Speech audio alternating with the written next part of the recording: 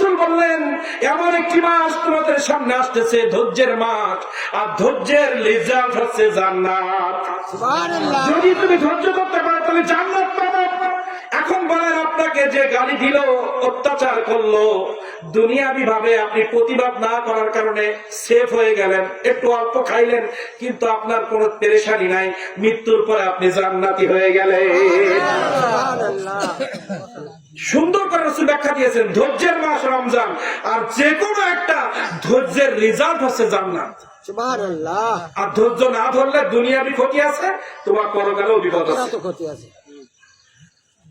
আর রমজানের রেজাল্ট কি দেখেন, এই হাদিস শেষ করে রেজাল্ট পরে বলছি, এটা এমন একটি মাস, ধৈর্যের মাস, এটা পুণ্যের মাস, এটা মিলন মেলা, এমন একটি মাস খুতবা এখনো শেষ হয় নাই। আল্লাহ রাসূল এইভাবে বলতেছেন আল্লাহ রাসূল বলছেন এমন একটি মাস সাহাবী তোমাদের সামনে আসতে যাচ্ছে, এই মাসটা আছে মিলন মেলা। কি মেলা? মিলন মেলা। ইফতারির সময় মিলন মেলা হয়। সারা বছর মুসলমানের চেহারা দেখি নাই, কিন্তু তারাবিতে মানুষ কাতারবদ্ধ তারাবির জন্য রেডি হয়ে গেছে। সুবহানাল্লাহ। সারাদিন দেখা নাই, কিন্তু ইফতারের আগে প্লেট নিয়ে ছাদে ময়দানে মুসলমান মিলন মেলায় বসে গেছে। ওখানে ধনী নাই, গরিব নাই, ধনীর জন্য এক প্যাকেট খিচুড়ি, গরিবের জন্য এক প্যাকেট খিচুড়ি।